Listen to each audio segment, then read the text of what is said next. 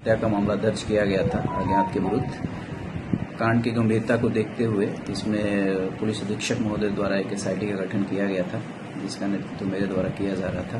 SIT द्वारा बारीकी से हर बिंदु पे गहन जांच की गई। भौतिक और तकनीकी एवं वैज्ञानिक साक्ष्य संकलन लगातार किया गया। सभी लोगों का बयान लिया गया, परिजनों का भी बारी बारी से बयान लिया गया।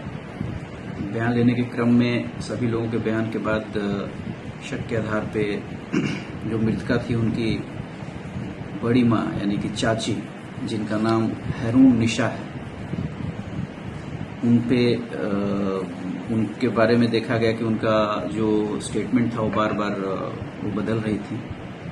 तो उसके बाद और भी एक दो बयान जो आया, उसके बाद उनके ऊपर शक गहरा हुआ। तो उनसे जब इस संबंध में गहराई से और कड़ाई से पूछताछ किया गया तो उनके द्वारा बताया गया कि 30 अप्रैल को, मतलब जिस दिन बच्ची गुम हुई, उस दिन ये जो है अपने घर में अंदर थी और इनका जो 10 साल का बेटा है, जिसका नाम शाहिद है, 10 साल का जो बेटा है वो, और ये जो मृतक है बच्ची, दोनों खेल रहे थे और वो हल्ला कर रही थी।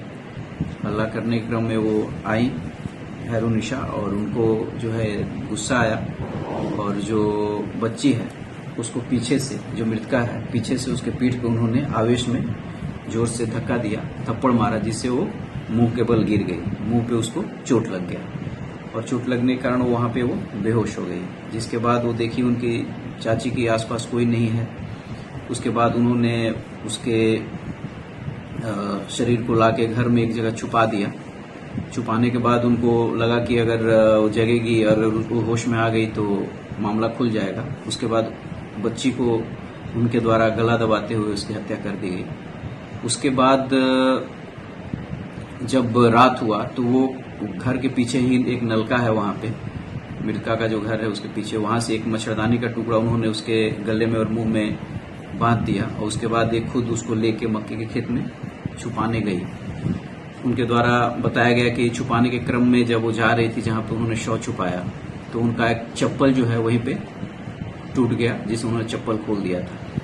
उनकी निशानदेही पे और स्वीकारोक्ति बयान के आधार पे वो चप्पल हम लोगों ने वहां से रास्ते से जब्त किया, जिसका एक चप्पल का फीता टूटा हुआ था। उसकी पहचान भी कराई गई। तो वो बताया गया कि वो चप्पल उन्हीं के घर में रहता था, वो पहनती थी। घटना के बाद से नहीं पहन रही है। मृतका की मां के द्वारा भी इसकी पुष्टि की गई। उसके बाद आगे उनके द्वारा स्वीकारोक्ति बयान में बताया गया था कि जो कपड़ा जब वो जो पहनी थी वो